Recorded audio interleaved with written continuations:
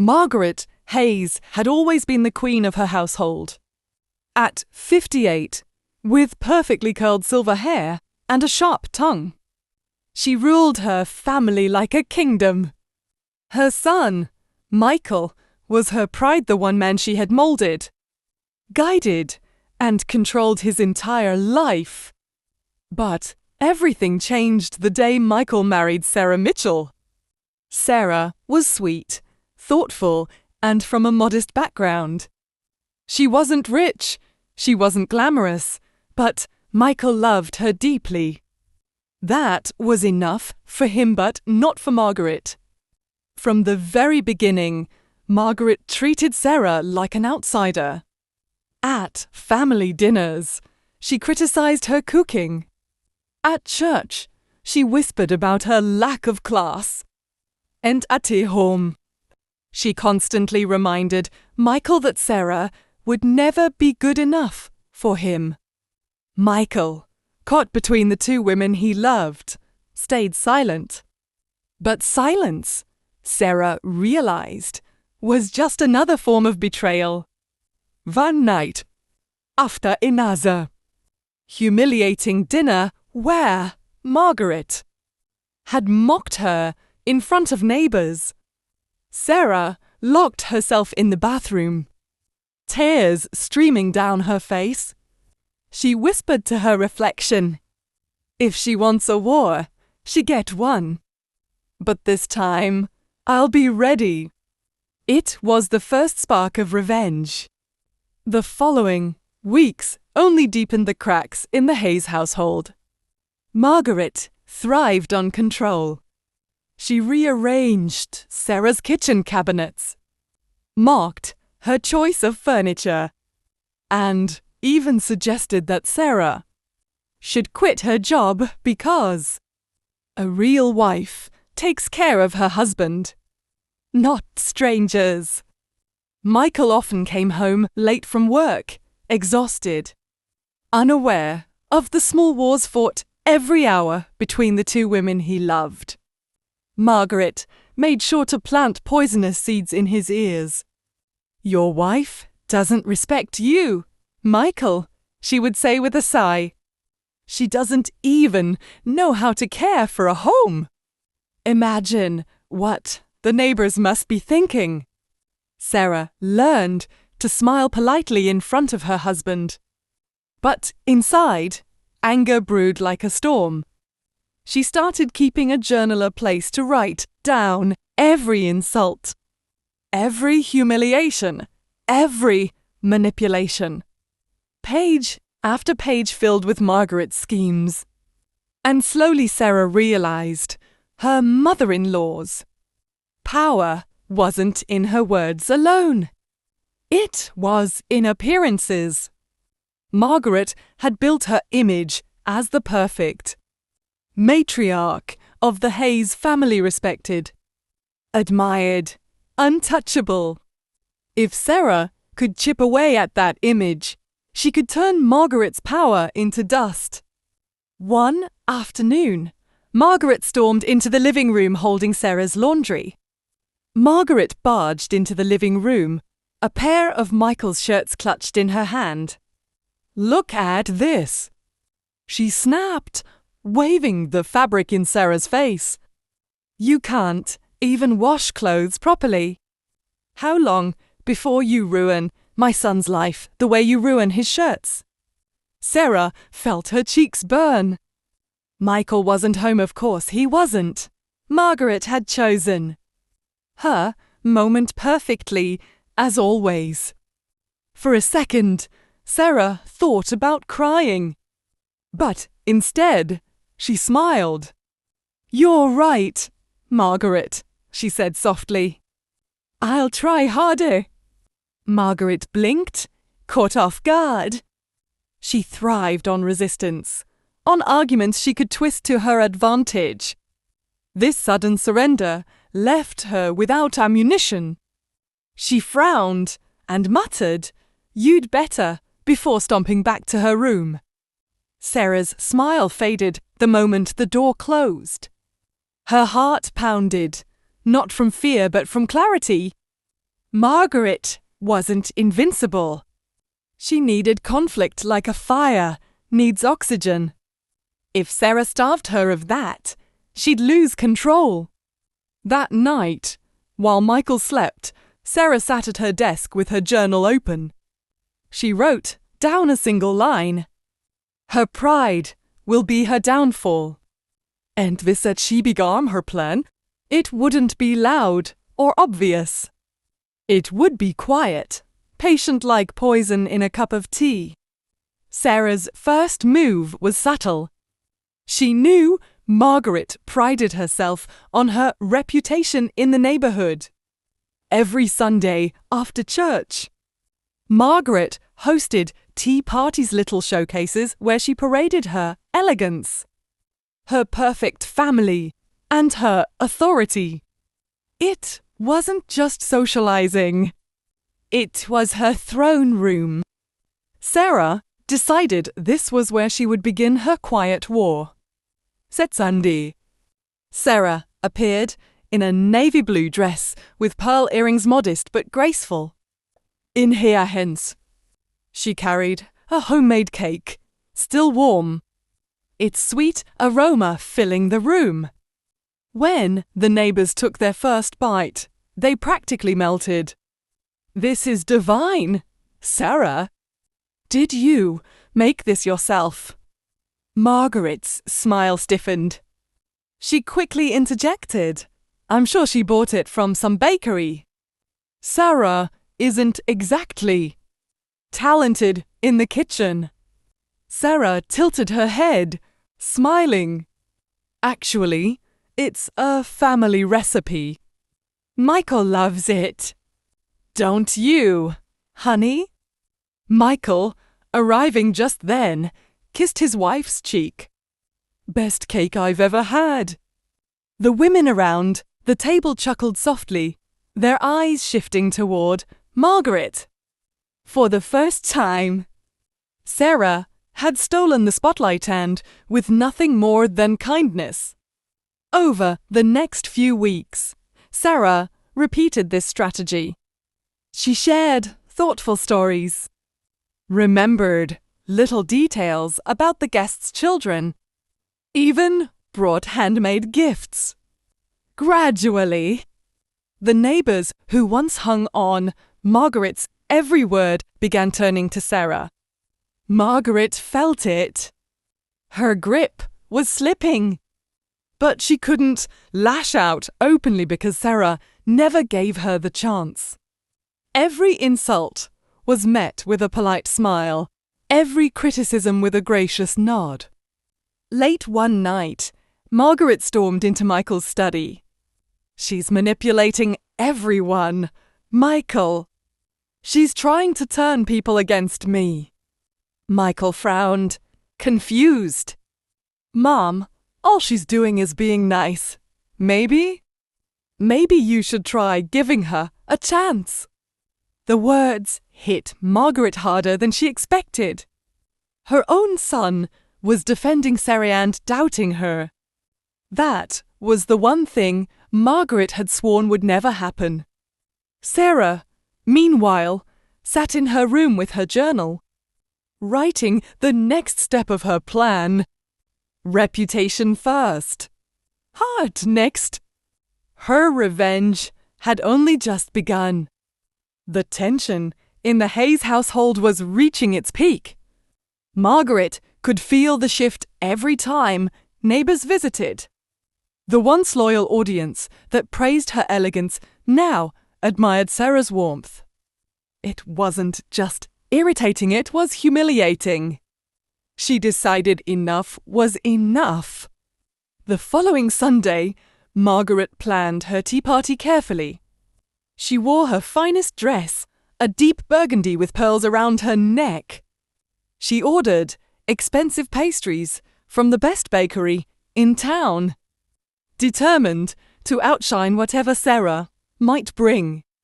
When the guests arrived, Sarah greeted them politely and disappeared into the kitchen. Moments later, she emerged with a tray of homemade lemon tarts. Fresh and fragrant, The women gasped. "Oh, Sarah, you've done it again." Margaret's smile faltered, but she quickly recovered. "Well," she said loudly, "I suppose some people have plenty of time to waste in the kitchen. But Michael deserves more than pastries. He needs a wife who can give him children, manage a household, and uphold our family's reputation. Baking won't do that, will it?" The room fell silent. The words cut sharper than a knife. Michael, who had just walked in with a glass of lemonade, froze in place. His eyes darted to Sarah. Sarah's cheeks burned, but she didn't flinch. She set the tray down gently and turned to Margaret with a calm smile. "You're right, Margaret. Baking alone won't build a family, but neither will tearing one apart." Gasps filled the room. The guests exchanged uneasy glances. No one had ever spoken back to Margaret so directly, and yet Sarah's tone was so composed, so graceful, it didn't sound like defiance. It sounded like truth. Michael finally spoke, his voice firm. "Mom, that's enough." Margaret blinked, stunned. "What did you just say?" "I said enough," Michael repeated, his jaw tight. "You've been criticizing Sarah since the day we got married. She's my wife, and she deserves respect. If you can't see that, then maybe you're the one who doesn't know how to protect this family." The silence in the room grew heavy. Margaret's face turned red. But she couldn't lash out here, not with so many eyes on her. She forced a tight smile and sat down, her hands trembling as she reached for her teacup. The rest of the party went on, but the atmosphere had shifted. The women no longer looked at Margaret as the flawless matriarch. They looked at her as a bitter woman who had just been publicly corrected by her own son. Later that night, Sarah wrote in her journal, "Her crown is cracking. Soon it will shatter." Margaret, alone in her room, stared at her reflection in the mirror. For the first time in years, she felt something new, fear. Margaret blieb that night. Her son's words echoed in her mind sharp, unforgiving. For decades, she had been the center of his world. And now he was choosing Sarah over her. She couldn't let that happen. By sunrise, Margaret had already begun plotting. She sat at her vanity, carefully applying lipstick, her mind whirring with possibilities. Sarah was clever, yes, but cleverness could be twisted. If she could expose Sarah as manipulative, untrustworthy, or worse, unfaithful, Michael would see the truth. He would come back to his mother, just like before. The following week, Margaret put her plan into motion. She began whispering rumors. At the local church, she leaned close to a neighbor and murmured, "I worry about Sarah. She's always sneaking out late. Michael works such long hours, and she's so young, so restless. I hope she's not looking for attention elsewhere." The neighbor gasped, her eyes widening. Margaret pretended to look guilty for speaking, then sighed.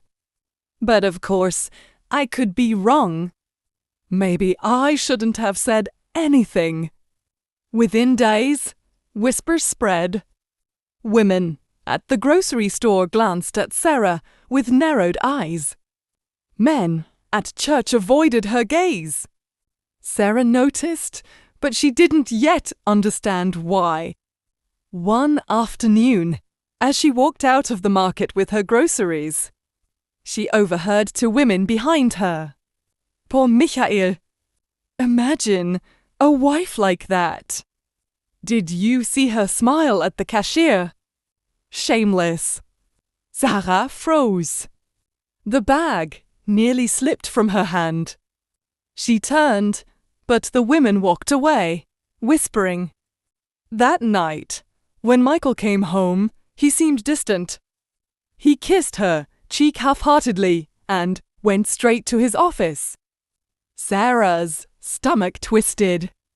Something was wrong. Hours later, she crept into the office. Michael sat slumped in his chair, his face heavy with exhaustion. Michael, she whispered, what's going on? He hesitated. People are saying things about you. About us, that you've been careless. Sarah's eyes widened. Careless? You mean unfaithful? Michael rubbed his temples. I don't believe it. But the whispers there everywhere. Sarah, and I don't know how they started. Sarah's heart sank. She knew. It was Margaret. It had to be. That night, she opened her journal and wrote furiously. She thinks lies will break me. But lies are fragile. The truth will destroy her faster than she imagines. Sarah decided she wouldn't just defend herself. She would turn Margaret's trap into her downfall. Sarah wasn't the same timid woman who once cried in the bathroom. Margaret had underestimated her and, now, it was time to strike back. The next morning, Sarah dressed with precision, a crisp white blouse, navy skirt, and her hair pulled neatly into a bun. She looked less like a housewife and more like a strategist heading into battle. First, she called her childhood friend, Rachel, who worked as a paralegal at a local law office. Rachel, I need a favor, Sarah whispered. Do you know anyone who can quietly find out who's been spreading rumors about me? I think it's my mother-in-law. Rachel chuckled softly.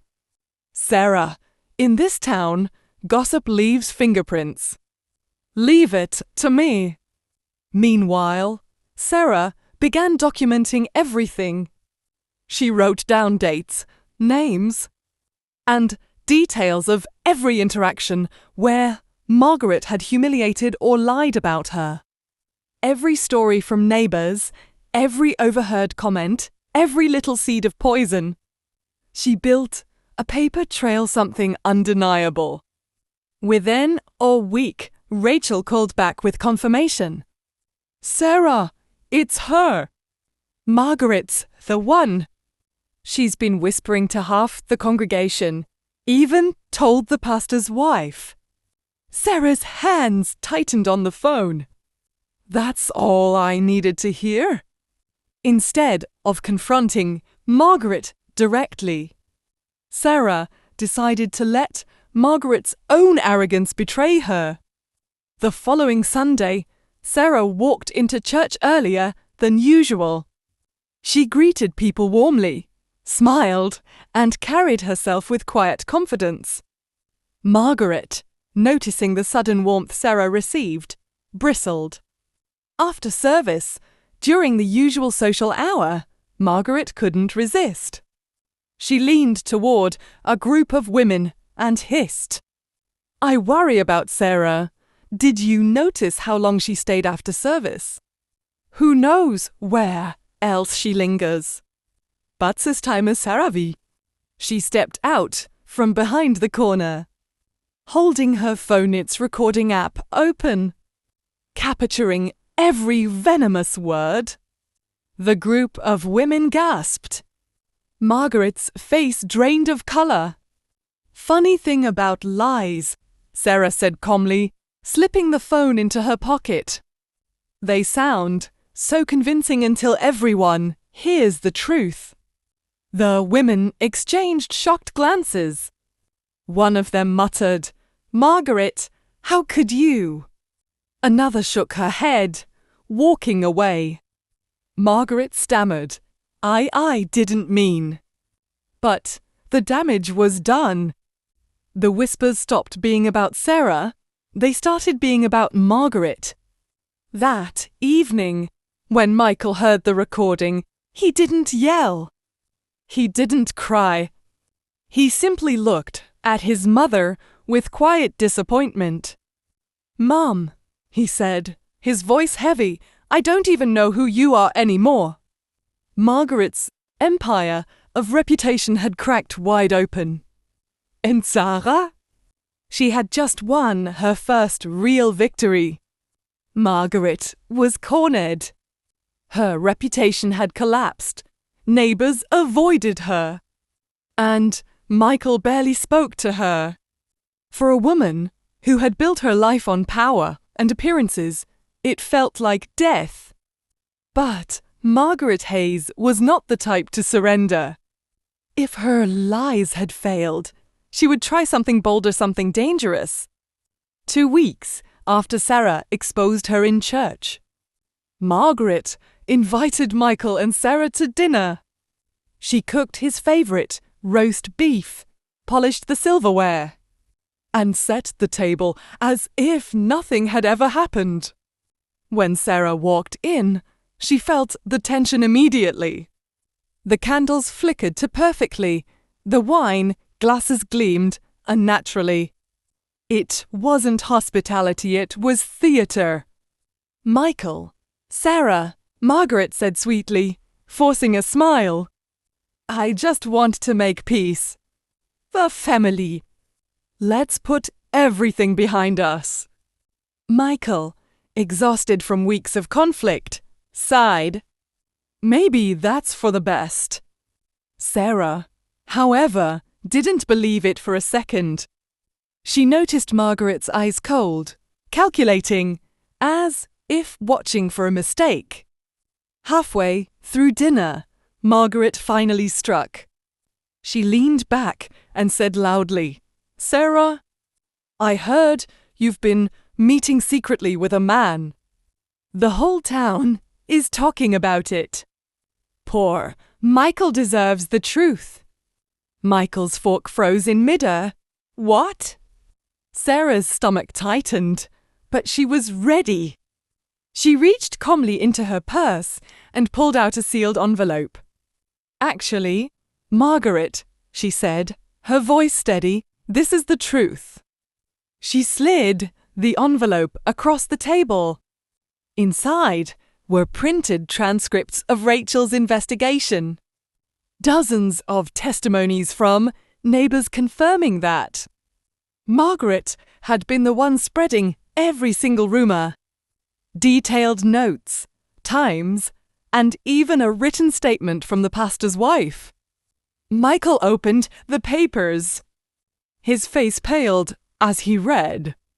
Then he looked at his mother. "You did all this? To Sarah? To us?" Margaret's mask cracked. "I did it for you. To protect you from her." "No," Michael interrupted, his voice rising. "You did it for yourself. You couldn't stand losing control over me. You don't want family, Mom, you want obedience." Margaret's hand trembled as she reached for her wine glass. But Sarah leaned forward, her eyes sharp. "You tried to bury me with lies. But all you did was bury yourself." The silence that followed was suffocating. Margaret's kingdom had fallen not because Sarah screamed, not because Michael rebelled, but because the truth had been dragged into the light. After that night, Margaret's presence in the Hayes household diminished. The neighbors no longer visited her tea parties. Michael spent less and less time with her. And Sarah? She finally felt free. That evening, she wrote her final journal entry. Revenge isn't always fire and fury. Sometimes it's letting the truth burn brighter than their lies. Sarah closed the journal, placed it in her drawer, and smiled. She had won. Months passed, and the Hayes family home no longer echoed with constant tension. The house felt lighter, brighter without. Margaret's shadow looming over every decision. Michael and Sarah rebuilt their marriage slowly. Trust returned, laughter returned. And for the first time, Sarah felt like she truly belonged. She no longer tiptoed around her own home. She walked with confidence, her head held high. Margaret, meanwhile, lived in isolation. The neighbors, who once praised her, avoided her now. The church congregation treated her with polite distance. But whispers followed her everywhere she went. The woman who once ruled with a silver tongue had been silenced by her own poison. One evening, Sarah found herself standing at the window, watching the last light of the sun fade. Michael wrapped his arms around her from behind. "You were stronger than I ever knew," he whispered. Sarah smiled faintly. "I had to be, for us." For the first time, Sarah realized her revenge had never been about cruelty.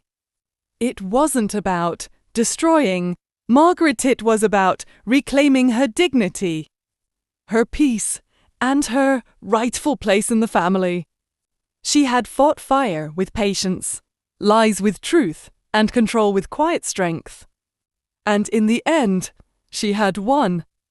As the final page of her journal closed, Sarah whispered to herself, "The war is over. End's time I'm this house." The flicker of a candle cast her shadow across the wall, not timid, not small, but strong and unyielding. It was not just the end of a battle. It was the beginning of Sarah's reign.